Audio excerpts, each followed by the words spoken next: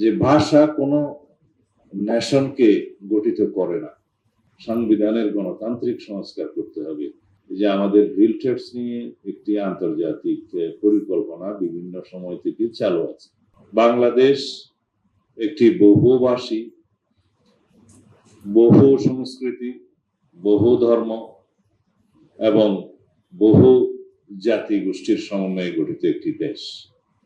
এখানে জাতি গোষ্ঠী বলতে সেটার ইংরেজিতে বলতে হবে যে জাতি গোষ্ঠী বলতে আমরা কি বুঝি, কিন্তু বাংলাটা সহজবোধ্য, সেই জন্য আমি বাংলাটা বলি।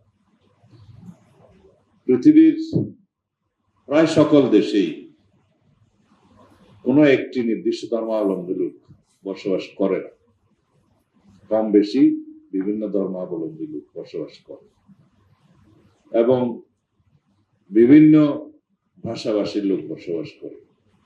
আমাদের পার্শ্ববর্তী দেশে 36টি প্রধানতম ভাষা আছে, যে ভাষাগুলো তারা অঙ্গরাজ্যে ফার্স্ট ল্যাঙ্গুয়েজ হিসেবে ব্যবহার করে।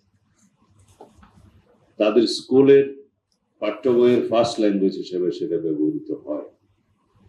সেকেন্ড ল্যাঙ্গুয়েজ হিসেবে আমি সেই দেশের প্রায় সব স্টেট গুলোতে যতটুকু জানি ইংলিশটা খুব বেশি প্রচলিত। অনেক অঙ্গরাজ্যের আদালত এবং অফিসের ফার্স্ট ল্যাঙ্গুয়েজ হিসেবে ব্যবহৃত হয় ইংলিশ, এবং তারা যেটা ন্যাশনাল ল্যাঙ্গুয়েজ হিসেবে এস্টাবলিশ করতে চেয়েছিল সেটা এখনো সেই দেশে এস্টাবলিশড হয়নি। সেটা এই জন্যই আমি রেফারেন্স হিসেবে দিলাম যে ভাষা কোনো ন্যাশনকে গঠিত করে না, কোনো একক কালচার কোনো ন্যাশনকে গঠিত করে না, কোনো একক ধর্ম কোনো ন্যাশনকে গঠিত করে না। সেই ন্যাশনকে ইনক্লুসিভ করতে হয় সকল ভাষাভাষীদের, সকল ধর্মাবলম্বীদের, সকল সাংস্কৃতিক জনগোষ্ঠীকে, ক্ষুদ্র জাতিগোষ্ঠীকে, এবং আরো বেশি আমাদের কনস্টিটিউশনের আর্টিকেল 23 ক অনুসারে ক্ষুদ্র নৃগোষ্ঠীকে, নৃতাত্ত্বিক জাতিগোষ্ঠীকে। এক্সট্রিম মশার কয়েল প্ল্যান্ট ফাইবার দিয়ে তৈরি, ডেঙ্গু, চিকুনগুনিয়া বাহি সহ যে কোনো মশার বিরুদ্ধে দেয় এক্সট্রিম সুরক্ষা। এবং আমাদের বিএনপির পক্ষ থেকে আরো বছর দুয়েক আগে আমরা 31 দফা প্রণয়ন করেছি, জাতির সামনে আমরা এটা উপস্থাপন করেছি। তার প্রধানই বক্তব্য হলো এই রাষ্ট্রের রাষ্ট্র কাঠামো মেরামত করতে হবে, সংবিধানের গণতান্ত্রিক সংস্কার করতে হবে এবং সমস্ত প্রতিষ্ঠানের মধ্যে গণতান্ত্রিক সংস্কার আনতে হবে, যাতে করে আমাদের স্বাধীনতা মূল আকাঙ্ক্ষা আমরা পূরণ করতে পারি।